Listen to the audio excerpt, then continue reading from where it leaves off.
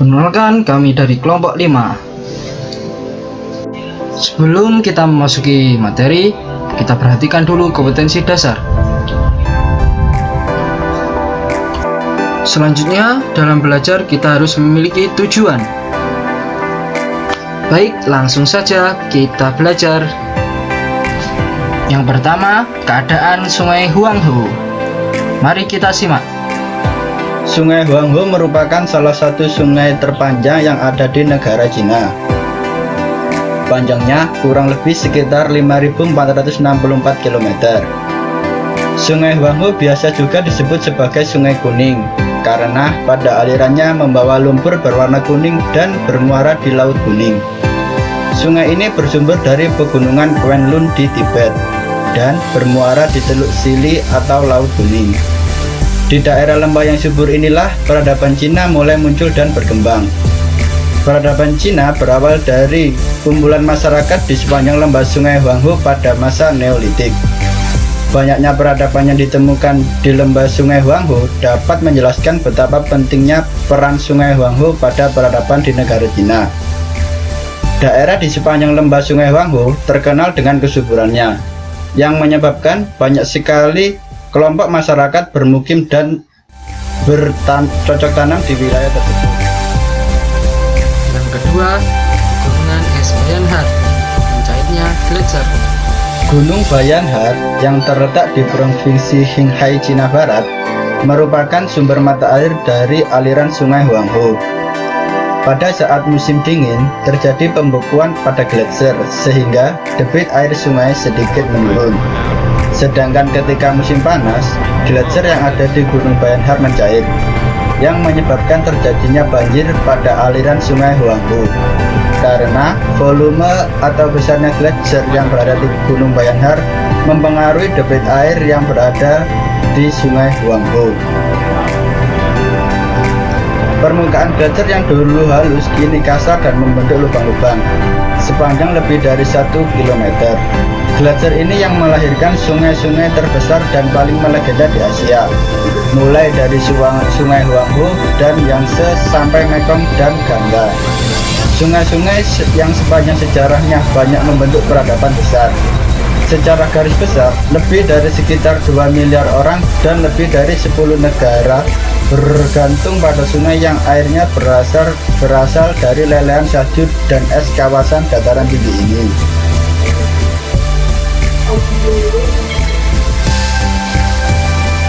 Yang ketiga, banjir Sungai Huanghe akibat pencairan gletser. Sungai Huanghe yang memiliki arti Sungai Kuning atau biasa disebut juga dengan penderitaan Cina, meskipun dari abad ke abad mendatangkan bencana banjir, tetapi justru di lembah inilah lahirnya peradaban Cina. Banjir yang terjadi membawa endapan lumpur yang subur dan dapat dijadikan sebagai tempat melakukan cocok tanam oleh manusia. Lembah Sungai Huanghe sering terjadi banjir akibat dari mencairnya gletser yang berada di pegunungan Tibet. Cairan dari gletser tersebut menambah volume air yang mengalir pada aliran Sungai Huanghe yang menyebabkan terjadinya banjir di sepanjang aliran sungai. Meskipun setiap tahunnya Sungai Huanghe mendatangkan korban akibat banjir, namun kesuburan dari sisa atau lumpur yang menjadi bekas dari banjir menyebabkan wilayah tersebut menjadi subur, membuat banyak masyarakat memilih untuk menjadikan lembah Sungai Huanghe sebagai tempat pemukiman dan pertanian mereka. Saking banyaknya sedimen tanah yang terbawa, daerah sapuan luapan Sungai Huanghe terlihat seperti hamparan gurun dadakan. Yang keempat, pemukiman Sungai Huanghe, Banpo dan Shandong. Selanjutnya adalah peta persebaran pemukiman di sekitar Sungai Huanghe pada masa Neolitik 6000 hingga 2000 sebelum Masehi. Jadi yang pertama adalah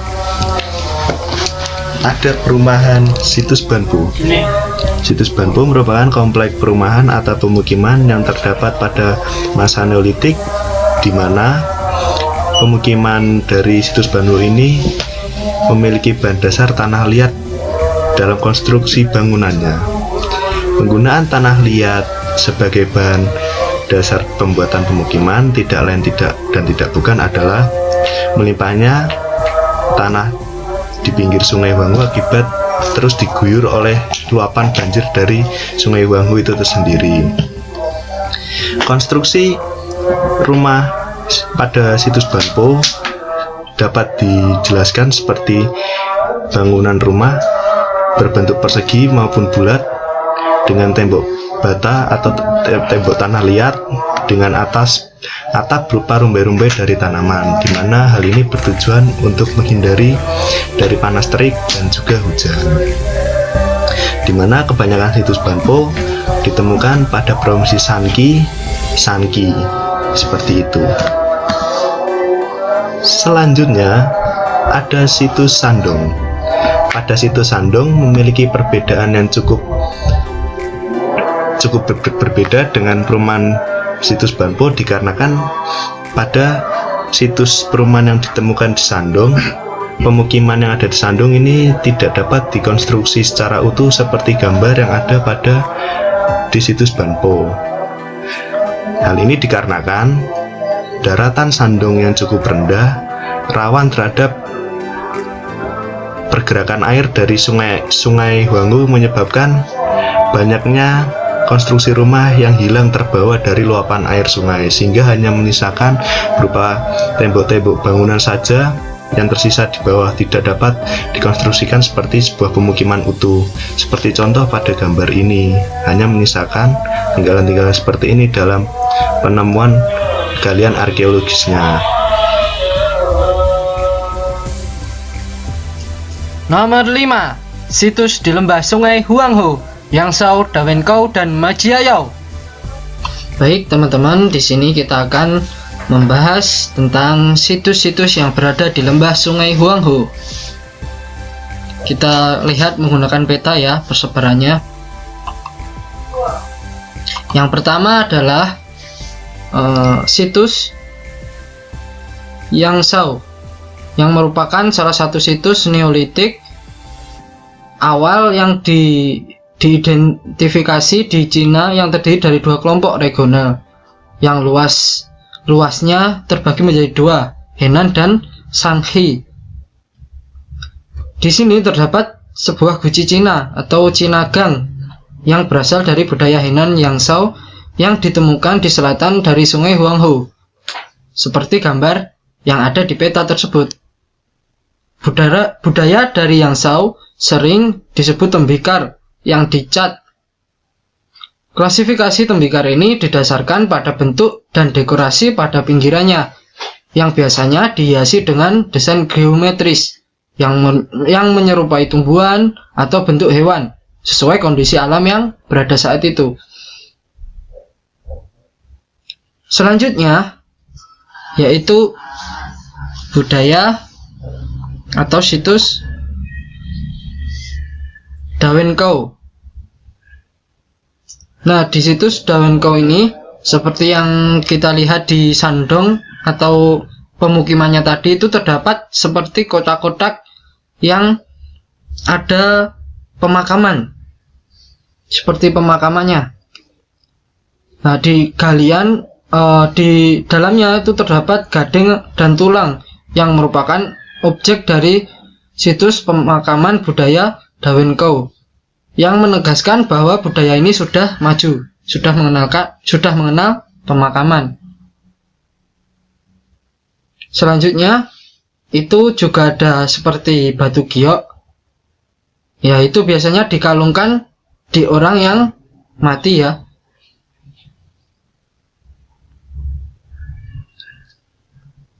Di Dawenkou ini juga terdapat tembikar juga, sama seperti di Yangzhou.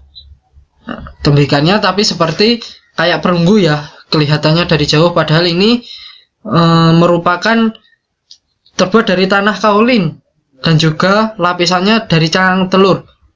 Belum tahu telurnya telur apa, tapi ini terbuat dari cangkang telur lapisannya luarnya. Tipis tapi kuat. Selanjutnya kita akan membahas situs Majiayao. Juga sama. Di sini juga terdapat tembikar juga atau guci Cina. Ini warnanya itu seperti abu-abu, hitam, dan merah. Mesti 3 ini. Kemudian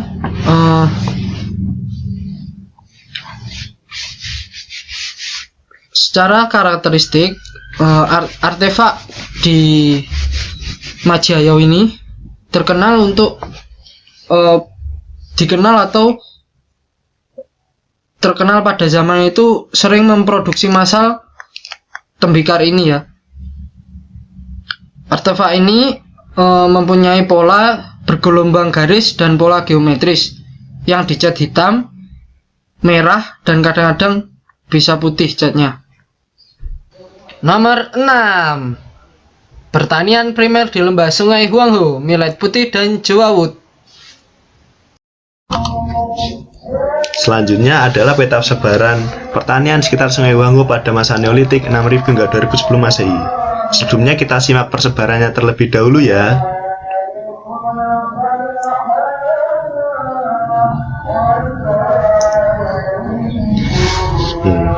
Dari persebaran pertanian pada masa Neolitik terdapat 2 tanaman yang menjadi dominan terdapat di sungai Huanghe pada masa itu. Yang pertama adalah Panicum miliaceum atau yang kita sebut sebagai millet putih, dan yang kedua adalah ada Setarica italica yang kita sebut sebagai Jawa Wood. 2 tanaman ini menjadi tanaman pokok atau tanaman yang digunakan sebagai makanan sehari-hari masyarakat Cina kuno di pinggiran sungai Huanghe, di mana persebarannya millet putih terdapat pada bagian topografi daratan yang lebih tinggi, dan Setaria italica atau Jawa Wood berada di daratan yang lebih rendah. Adanya tanaman-tanaman yang berkembang biak atau tumbuh di sekitaran sungai Huanghe ini tidak terlepas dari banjir yang disebabkan oleh mencairnya gletser es yang ada di provinsi Qinghai menuju provinsi yang ada di bawahnya seperti Neimongol di sini, Shanxi, Shanxi, dan Shandong. Dengan adanya banjir membawa partikel-partikel lumpur yang berguna sebagai penyubur tanah.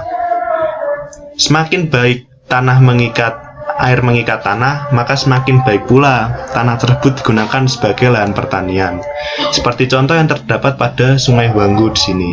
Dengan adanya banjir, maka partikel-partikel tanah yang terbawa oleh luapan banjir Huanghe menuju daratan sehingga dimanfaatkan oleh masyarakat Neolitik untuk menanam seperti Panicum miliaceum maupun Setarica italica. Seperti itu. Sehingga menyebabkan tumbuh suburnya tanaman-tanaman tersebut di pinggiran sungai Huanghe oleh peristiwa banjir yang disebabkan oleh mencairnya gletser di provinsi Qinghai, pegunungan Bayanhar, gletser Tibet. Seperti itu. Nomor 7. Pertanian sekunder di lembah sungai Huanghe, buah-buahan dan kacang-kacangan. Selanjutnya adalah persebaran tanaman pertanian sekunder pada masa Neolitik tahun 6000 hingga 2000 sebelum Masehi. Kita simak satu-satu dahulu ya tanaman sekunder tersebut.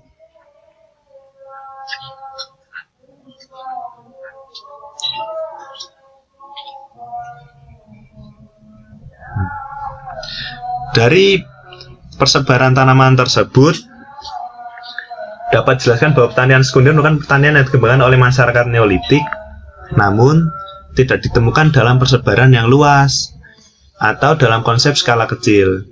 Pada masa Neolitik, hanya sedikit ditemukan di provinsi Shanxi, dan Henan. Pada masa ini, hampir ditemukan lebih dari 1 jenis tanaman sekunder yang meliputi antara lain anggur, apel, aprikot, jujube, kacang-kacangan, dan juga soybean. Penyebaran ini dikelompokkan dalam beberapa provinsi dengan penyebaran yang relatif tidak teratur, kecuali pada genus kacang-kacangan, di mana genus kacang-kacangan hampir ditemukan di seluruh provinsi Shanxi dan Shanxi. Seperti itu. Produk kacang-kacangan menjadi produk yang banyak ditemukan atau komoditi unggul yang ditemukan pada kebudayaan Yangsao dan Longshan yang berada pada daerah ini. Melalui melihat hubungan geografis antara sungai dengan tanaman sekunder, di sini mata pencarian masyarakat Neolitik tidak bisa dilepaskan dari Sungai Huanghu. Di mana Sungai Huanghu mampu menumbuhkan tumbuhan seperti makanan berupa tanaman ini seperti kacang-kacangan, apel, aprikot, jujube, dan soybean. Nomor 8. Persebaran di lembah Sungai Huanghu. Kesimpulan. Ya, baik. Selanjutnya kita akan mencoba untuk mengambil kesimpulan dari yang sudah disampaikan oleh teman-teman tadi. Yang pertama, di sini kan tadi juga sudah dijelaskan tentang mencairnya gletser di Gunung Bayanhar ya, yang nantinya menyebabkan banjir. Ya, menyebabkan banjir ini yang meluap. Nah, ketika banjir ini kering, timbullah pemukiman di lembah-lembah Sungai Huanghu ini. Yang pertama itu ada Banpao, ini yang hijau ini. Kemudian yang kuning ini Shandong, tadi sudah dibahas ya. Kemudian yang kedua, setelah ada pemukiman, kemudian terdapat situs yang barusan saya jelaskan. Ada 3 situs. Yang pertama Yangsao, kemudian yang kedua Dawenkao, yang terakhir Majiayao.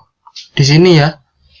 Yang ketiga-tiganya memiliki kesamaan, yaitu memproduksi tembikar. Nah, ini ada kaitannya dengan adanya pertanian. Jadi tembikar tadi digunakan untuk menyimpan hasil-hasil pertanian, teman-teman. Kemudian terdapat juga kan tadi disebutkan juga ada pertanian yang sekunder, buah-buahan di Henan sini ya, kebanyakan. Soalnya sini perbatasan antara dataran tinggi dan rendah. Ini ada hijau muda, ini yang menggambarkan tinggi ya teman-teman, yang muda. Kemudian yang hijau tua, ini yang rendah. Nah, ini banyak, makanya di sini gandum ya. Tadi yang pertanian yang primer itu gandum, semuanya gandum, spesies gandum lah istilahnya, kita bisa menyebutnya. Nah, seperti itu teman-teman. Jadi timbulnya peradaban di lembah Sungai Huanghu ini merupakan dampak atau akibat dari peristiwa alam yang melatar belakangi terbentuknya peradaban di lembah Sungai Huanghu. Ya, mungkin seperti itu teman-teman. Sudah siap menjawab pertanyaan? Oke. Haha, soal refleksi. Tulis di buku kalian masing-masing, karena akan menjadi sebuah rangkuman.